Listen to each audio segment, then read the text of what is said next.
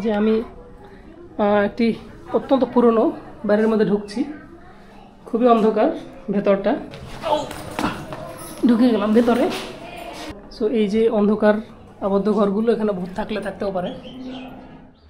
সুজলা সুফলা শস্য শ্যামলা বাংলার কথা শুনলে আমাদের অধিকাংশ সময় মনে হয় কৃষি নির্ভর একটি দেশ, যে দেশটি কৃষিতে স্বাবলম্বী ছিল এবং যে দেশের সন্তানরা দুধে ভাতে থাকতো। কিন্তু এই দেশটি যে রপ্তানি নির্ভর একটি দেশ ছিল সেটি আমরা অনেকেই জানি না। 1704 সালে বাংলা অর্থাৎ অবিভক্ত বাংলা বিশ্বের সর্বোচ্চ 4টি রপ্তানিকারক দেশের মধ্যে একটি ছিল। আমার সামনে যে ধ্বংসপ্রাপ্ত বা প্রায় ধ্বংসপ্রাপ্ত ভবনগুলি আপনি দেখতে পাচ্ছেন, আপনার মনে হতে পারে একটি ধ্বংসস্তূপ, কিন্তু এই সেই পানাম নগর, অবিভক্ত বাংলার অন্যতম একটি ব্যবসায়িক কেন্দ্র।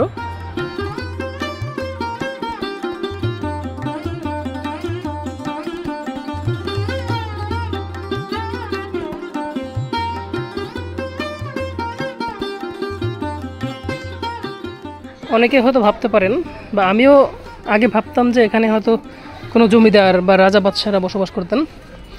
মূলত এই ছোট্ট শহরটি, ছোট্ট বলছি কারণ বুঝতেই পারছেন এটি এখনকার সময়ের বড় শহরের তুলনায় খুবই ছোট। 50 থেকে 60টা বাড়ি আছে মোট। এই শহরটি ব্যবসায়ীরাই গড়ে তুলেছিলেন এবং সেই ব্যবসায়ীরাই থাকতেন।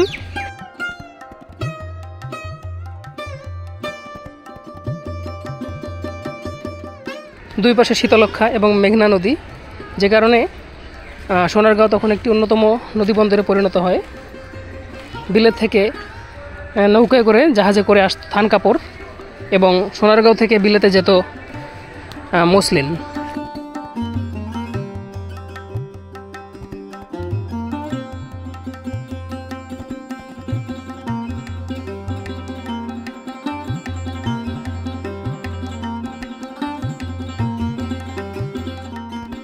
ঐতিহাসিক কোনো স্থান পরিদর্শন করলে এর ইতিহাসটা জানা খুব জরুরি। কারণ দেখুন, আমি একটা ভবনের মধ্যে দাঁড়িয়ে আছি। আপাত দৃষ্টিতে আপনার দেখে মনে হবে একটি পুরনো ধ্বংসপ্রায় ইটের স্তূপ, কিন্তু আমি যদি বলি যে এই সেই বাড়ি যেখানে ঈশা খাঁ সোনা বিবিকে নিয়ে এসে মাঝে মাঝে থাকতেন, তাহলে এটা কিন্তু একটা সিগনিফিক্যান্ট, একটা অন্যতম একটা জায়গা হয়ে উঠবে।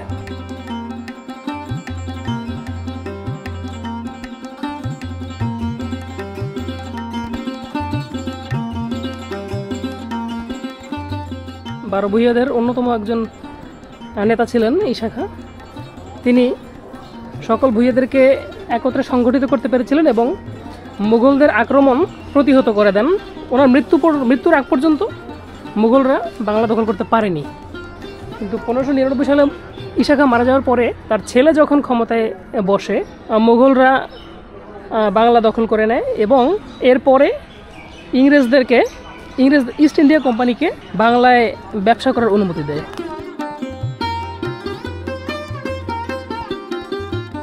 এখনকার যে ভবনগুলো আমরা দেখি, এই ভবনগুলো মূলত ব্রিটিশ কলোনিয়াল যুগেই অধিকাংশ ভবন তৈরি করা।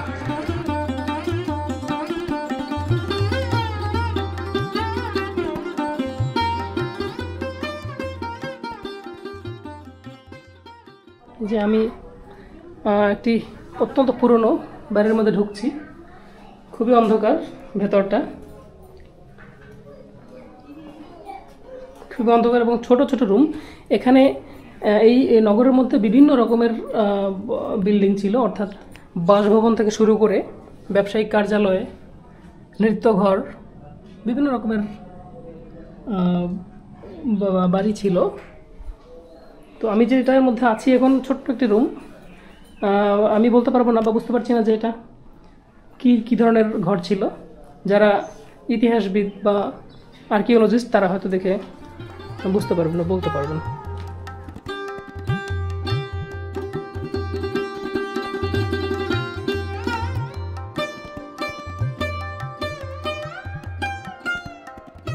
অনেকে নাকি পানামে এসে ভূতেও দেখা পেয়েছেন। সো এই যে অন্ধকার আবদ্ধ ঘরগুলো এখানে ভূত থাকলে থাকতেও পারে।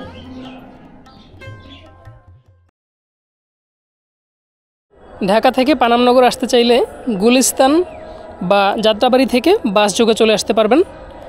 ঢাকা চট্টগ্রাম হাইওয়ে ধরে মাছের গন্ধ শুকতে শুকতে সোজা চলে আসবেন মোগরাপাড়া নামক জায়গায়। সেখান থেকে সিএনজি বা অটো রিকশায় করে সরাসরি পানামনগর চলে আসতে পারবেন। তবে আরও একটি সহজ পথ আছে, যেভাবে আমরা এসেছি।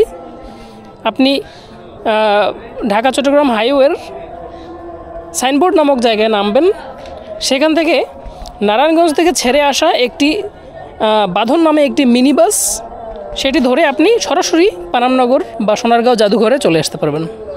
এখানকার বাড়িগুলো সে সময়ের মুঘল আমল এবং ইউরোপীয় স্থাপত্য শিল্পের নিদর্শন বহন করে আসছে। এক একটা বাড়ি 1 তলা থেকে 3 তলা পর্যন্ত উচ্চতায়, এবং নকশাগুলো অলমোস্ট একই ধরনের।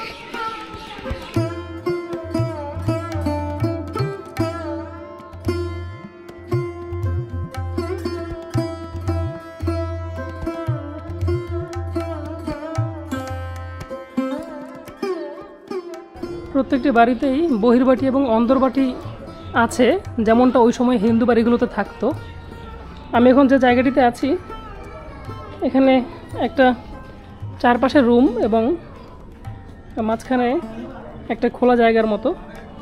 এখানে দোতলায় ওঠার সিঁড়িটা যদিও বন্ধ করে দেওয়া হয়েছে। অধিকাংশ বাড়ি ঝুঁকিপূর্ণ, যে কারণে উপরে উঠতে নিষেধ করা হয়েছে।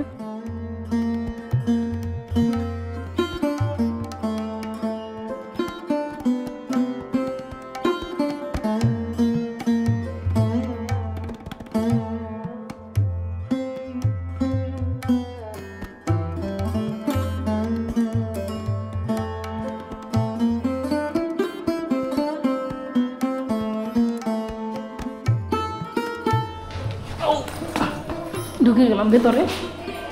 এটা রেগুলার ক্লিন করে সম্ভবত, ভেতরে একদম পরিষ্কার।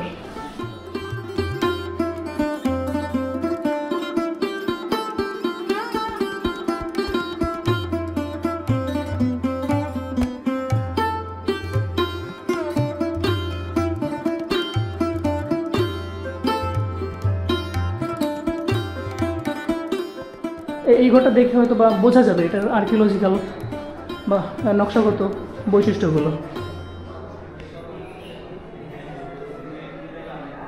উপরের পাটাতনগুলো কাঠের আমি দেখতে পাচ্ছি। এটা একটা রুম, আর এই পাশে আর একটা রুম আছে।